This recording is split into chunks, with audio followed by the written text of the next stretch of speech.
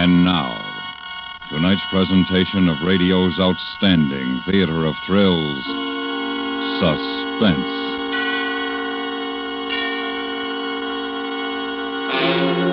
Tonight, we bring you a story of the death of a postman and the search for a missing letter.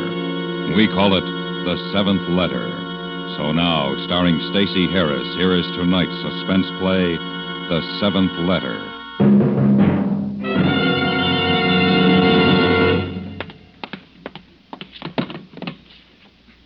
7L32, request detectives at corner Hatteras and Roblar Streets. Notify the coroner.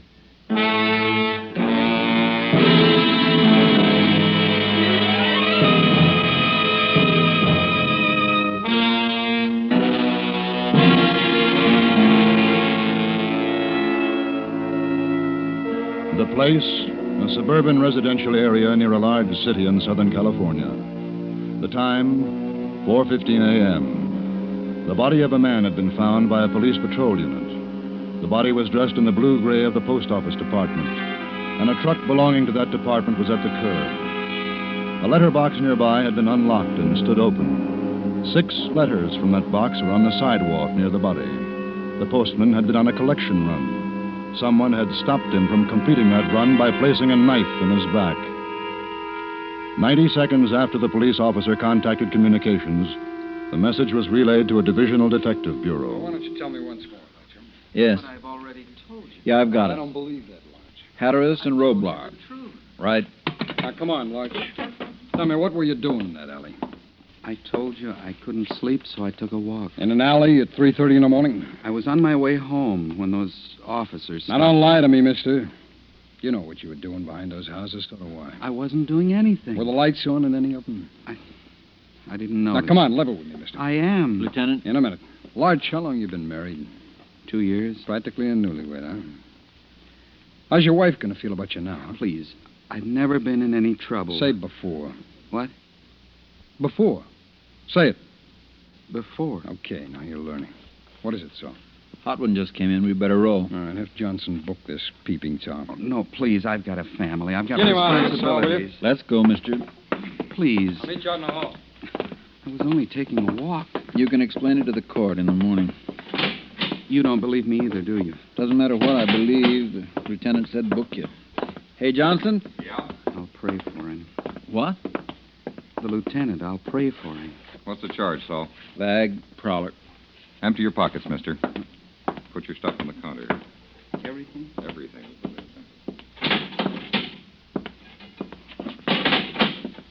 Saul, what do we got? 32 found a body. Lieutenant, you really think you should book that man? He wasn't on private property. No one called in a complaint. Tomorrow morning, he'll walk out of here congratulating himself. And tomorrow night, he'll be back on his window route. What makes you so sure? Saul, you ever committed a felony? No. You ever wanted to? Well, Everybody has. What stopped you? I guess I was afraid I'd be caught. Well, that's what keeps most of them in line. The rest are too dumb to be afraid of the law. They got a wire crossed. Figure they can outsmart it. But nobody's completely honest, huh, Lieutenant? Nobody, Saul. Oh, come on. Now, you don't really Look, expect when you've him- been here a while, you won't argue with me. Where's that body? Hatteras and Roblar. What? What's the matter? I live on Hatteras, just a block from that corner.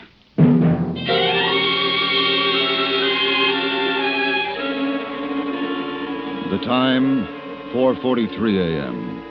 Lieutenant Joseph Carter and Sergeant Saul Morris arrived at the suburban intersection. A few minutes later, a unit from the department's crime lab arrived, followed by a postal inspector. By checking the collection times indicated on the mailbox, the time of death was set at 2:55 a.m. The uniformed officers searched the area, but the murder weapon was not found. The time, 5:07 a.m. You find out anything, Mac? Yeah, Lieutenant. Lots of sound sleepers in this neighborhood. Well, is that all? Well, that's it. Nobody heard nothing. Okay. Thanks. Saul? Coming, Lieutenant. Well, how about it? Where's his ID? The coroner got it off his driver's license. Here. Henry R. Gilligan, 1314 West Latham, age 52. Case of accident. Notify Elizabeth Gilligan. Well, see if somebody does that, huh, so. Yes, sir. Oh, do you have anything else in his pockets? Just the usual. Keys, cigarettes, matches, some money. How much? $17 and some change. Oh, Lieutenant. Yes, Inspector? The crime lab boys want to take those letters downtown. Well, that's your department. Oh, it's all right. But you can't hold up the mail, you know. I'll have to have them back this afternoon. You'll have them. Oh, how many letters did you find? 6. Any of them have a return address on the envelope? All but one. I made a list of the letters, who they were going to, and the 5 return addresses. Well, I'd appreciate a copy if it isn't too much trouble. Oh, no trouble at all. I'll do it right away. Okay to take the body in? Yeah, they can have him. All right, come on, you guys. Give me a hand. Sure doesn't look 52. Guess that's from being outside so much. Yeah.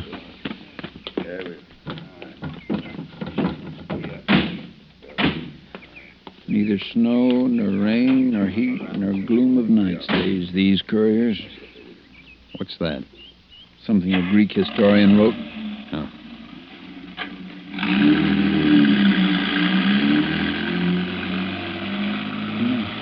Starting to get light. Yeah. You want a cigar? No, thanks.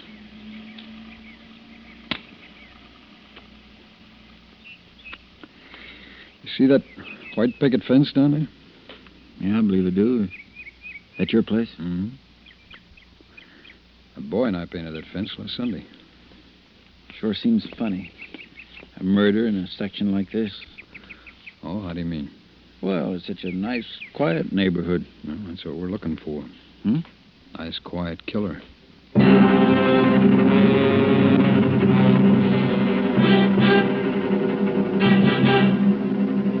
After a final word with the postal inspector, the 2 detectives drove slowly through the nearby streets. Another mailbox was located 3 blocks from the intersection of Hatteras and Roblar. At 5:52 a.m., they checked back into division headquarters.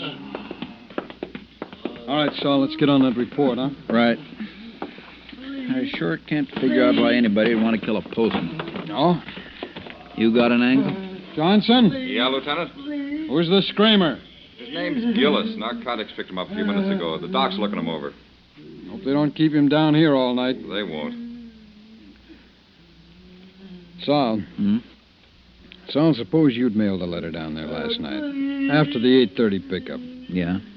Long about midnight, you decided you wanted it back. What would you have done? Well, I'd have been there at 2:55 and asked Gilligan to return it to me. Yeah, except he wouldn't have given it back to you. Once a letter's mailed, it's against postal regulations to return it. Well, then I'd have forgotten about it. Would you? Or would you have killed to get it back? Ah, now, Lieutenant. What could anybody write in a letter that'd be that important? I don't know, Saul. I don't know, but somebody does. You think that's what happened? Well, what else could it be? 7 letters were mailed, Saul. The person that mailed the 7th was waiting there when Gilligan arrived. Saw Gilligan take the mail out of the box, and he approached him, asked him for his letter. Gilligan refused to give it to him. They argued, and one thing led to another, and the knife ended the argument. The mail was rifled, the letter found. Whoever did it went home to bed. It sounds good. It is good. Look, we know 6 people mailed letters in that box. We got the letters, right? Yeah. Okay. We find the person that mailed that 7th letter. We got our killer.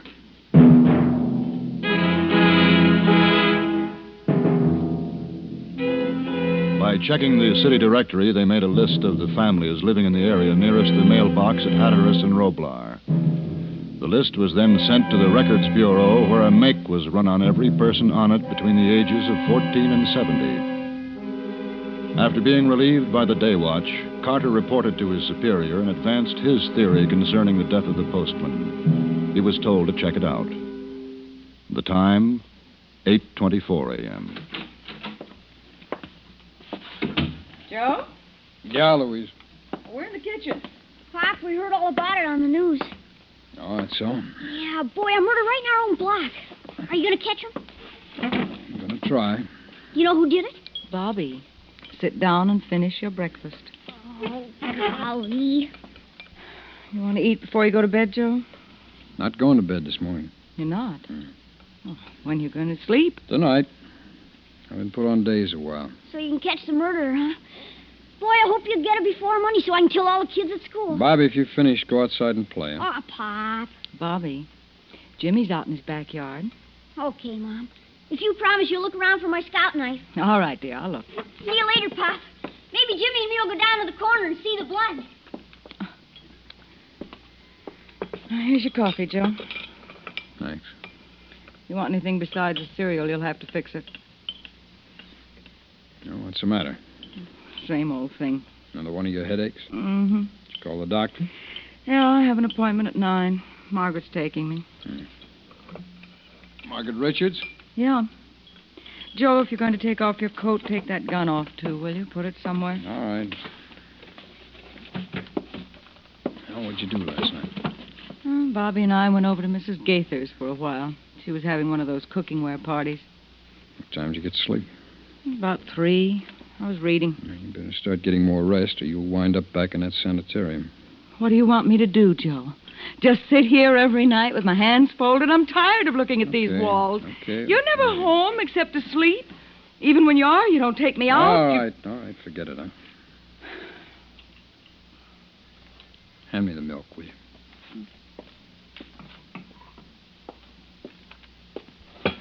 Thanks. When you get back, I got a list I want you to take a look at. What list is that? Suspects. You know most of them. Well, let me see it now. Oh, yeah. John and Nancy Robinson, Bert and Margaret Rick. Well, Joe, these are neighbors, friends of ours. One of them killed that postman. Well, if you believe that, you shouldn't be on this case. Well, why not?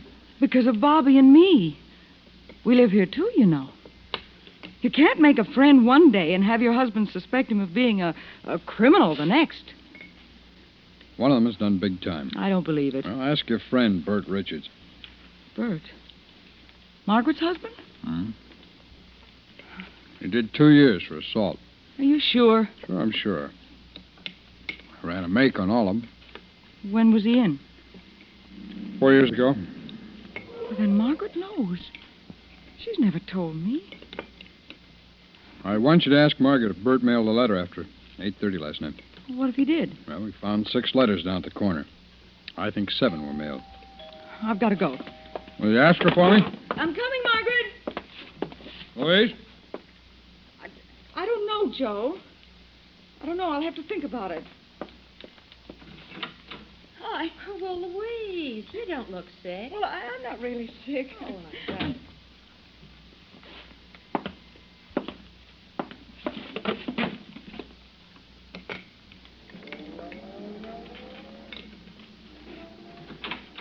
Pop, Come in here, Bobby.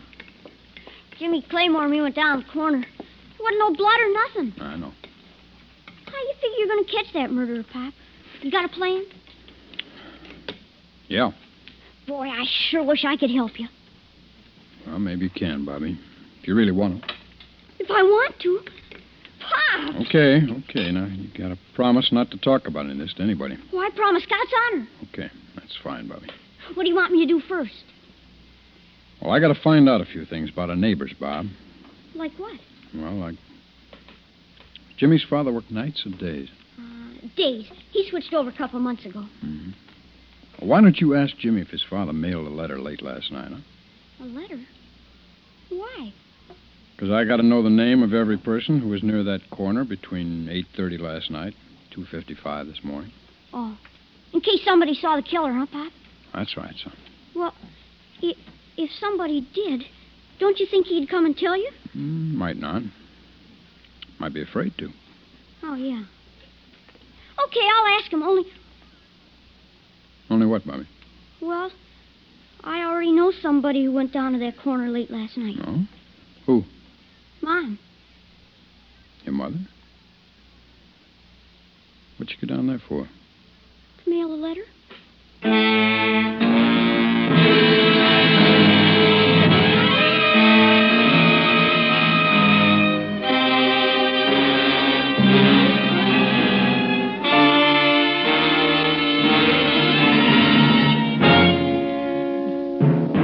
You are listening to The Seventh Letter, tonight's presentation in radio's outstanding theater of thrills, Suspense.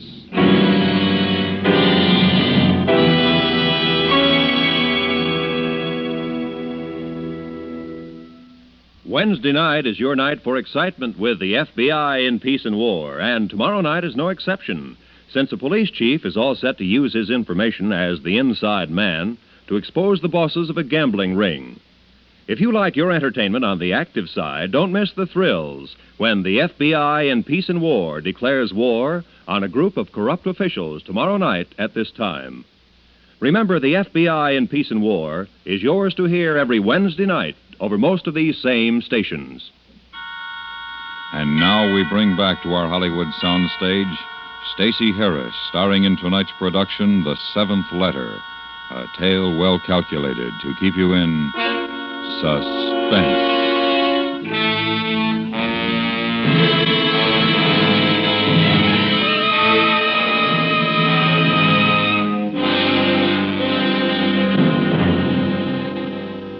The time, 8:47 a.m. After learning that his wife had left the house late the night before to mail a letter, Carter checked the list of the 6 letters found near the postman's body. 5 of the letters held the return address. The 6th was addressed to a Mr. James Young in care of a local hotel. Carter had never heard of Mr. Young. Time, 9:57 a.m. Louise Carter and her friend Margaret Richards had left the doctor's office and entered a nearby drugstore. Want some cream in your coffee, Margaret? With this figure? No, thanks. I wish I could gain a few pounds. Doctor does, too. What'd he say? Are you all right? Yes. He says I worry too much. Yeah, don't we all? Yeah. Louise, is Joe investigating that murder? Yes. He's working with the homicide department on it. Well, Bert wanted me to ask you. He's got a crazy idea that he might be a suspect. Bert? Well, for heaven's sakes, why? Well, Look, Louise, I never told this to another soul in our neighborhood. And if you weren't my dearest friend, Honey, I'd never... you can trust me. You know you can. Well, a few years ago, Bert got into a fight. When he was getting the worst of it, he picked up a bottle to defend himself. Of course, he didn't hurt anybody with it, but they arrested him just the same. How long was he in? Oh, just overnight. Just as soon as they knew all the circumstances. But they even apologized. Oh. Well, if it wasn't serious. Of course it wasn't. But try and convince Bert. See, he's afraid Joe will find out about that and, get the wrong idea. Well, you tell Bert he hasn't a thing to worry about. Oh, thanks, honey. As a matter of fact, Joe's looking for someone who mailed a letter in that box last night. A letter? Mm-hmm. What is it? I sent Bert down to mail a letter just after midnight.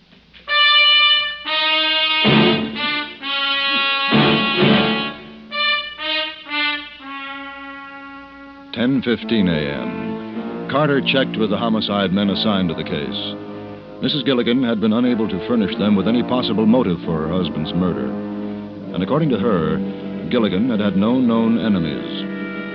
The autopsy report showed that the wound had been made by a pocket or switchblade knife. 10:47 a.m. Carter arrived at the crime lab. He was joined there by the postal inspector. They were informed that none of the envelopes had held a clear set of fingerprints. 11:05. They examined a letter addressed to James Young. Certainly nothing distinctive about the envelope, is there? No. Inspector, could you open it, please? Oh, sure. Looks like a greeting card of some kind. I hope it's one of those funny ones. Here you are. Happy birthday from Uncle Bert and Aunt Margaret. Well, that isn't very original. Is it any help, Lieutenant? Lieutenant? No, it's not very original. Is it any help? Oh, no. Well, that's the way it goes. I might as well put these letters in my briefcase. I didn't know Gilligan, but some of the boys who did thought the best of him. They can't imagine why anyone would want to kill him. No. Neither can I. We're all hoping you catch the person that did it. Yeah. Are you ready, Inspector? Yes, indeed. You call us any time. We'll always do our best to help.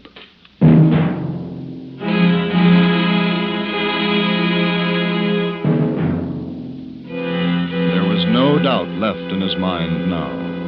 He knew who had written the 7th letter. The time, 12:01 p.m. He arrived home.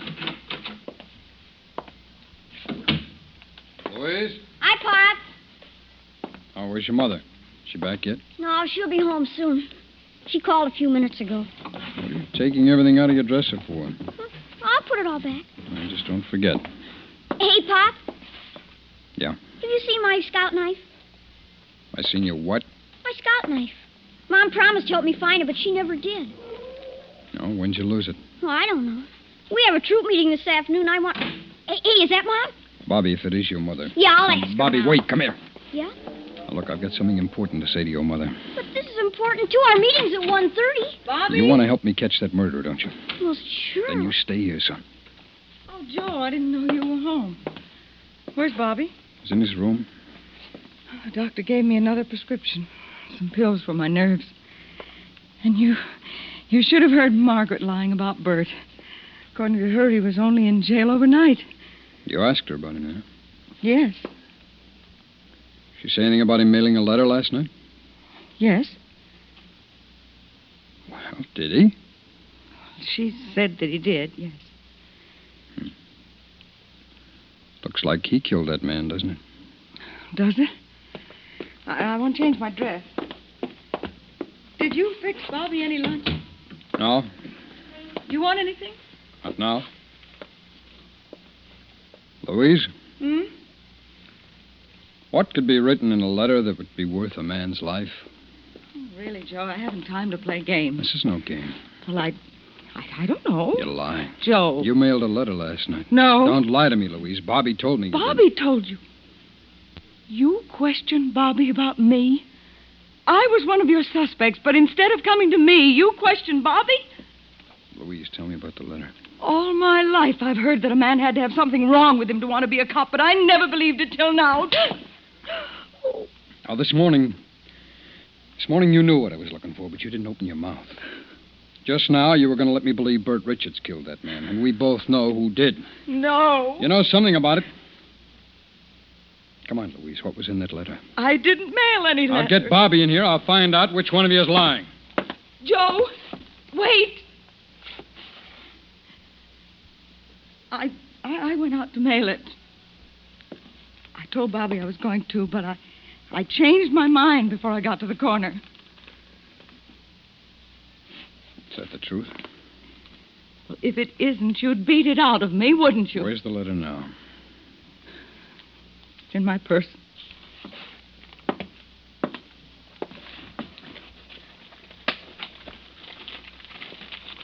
Is this it? Yes.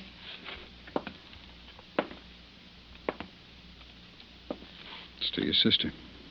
And I wish I'd mailed it.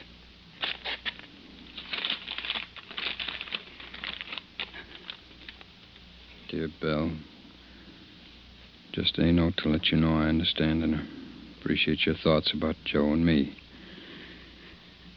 But it's too late. Too many things have happened. I've made up my mind to leave him.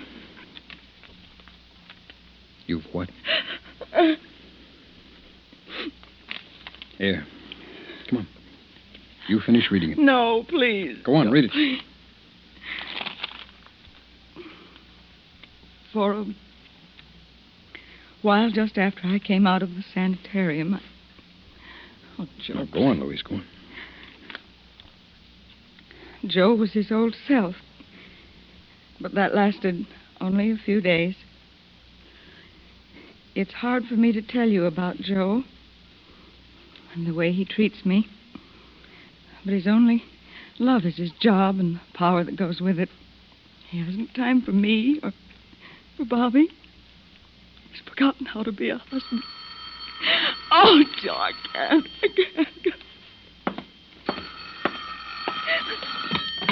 Hello. Yeah. Yeah. Are they sure?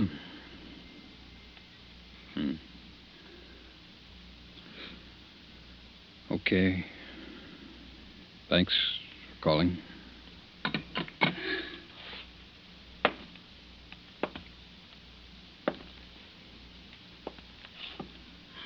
I found out who killed the postman. It's a man named Gillis, an addict. He decided to talk after being off the stuff all day.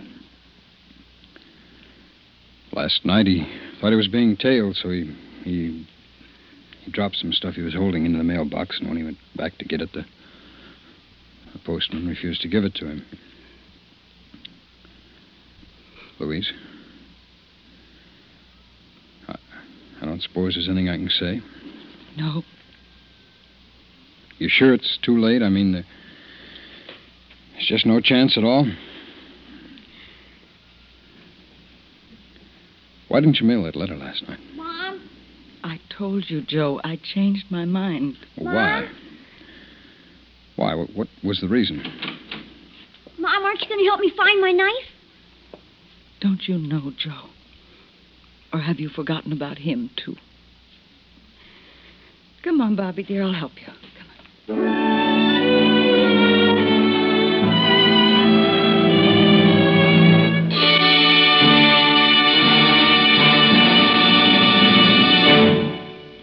Suspense, in which Stacey Harris starred in tonight's presentation of The Seventh Letter.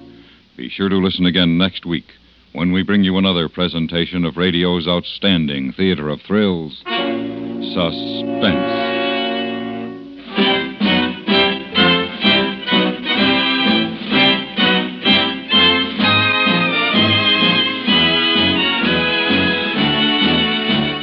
Suspense is produced and directed in Hollywood by Anthony Ellis.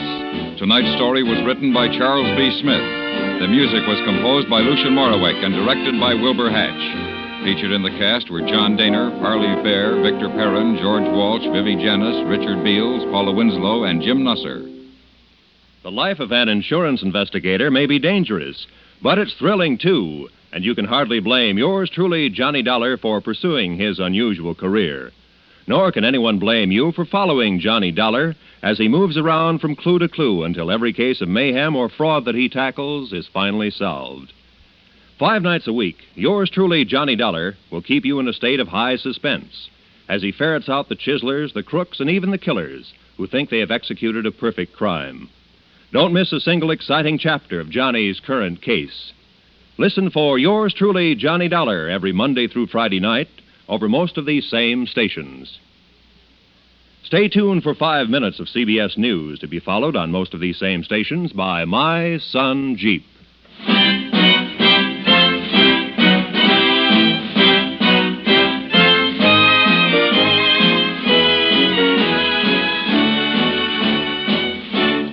America listens most to the CBS Radio Network.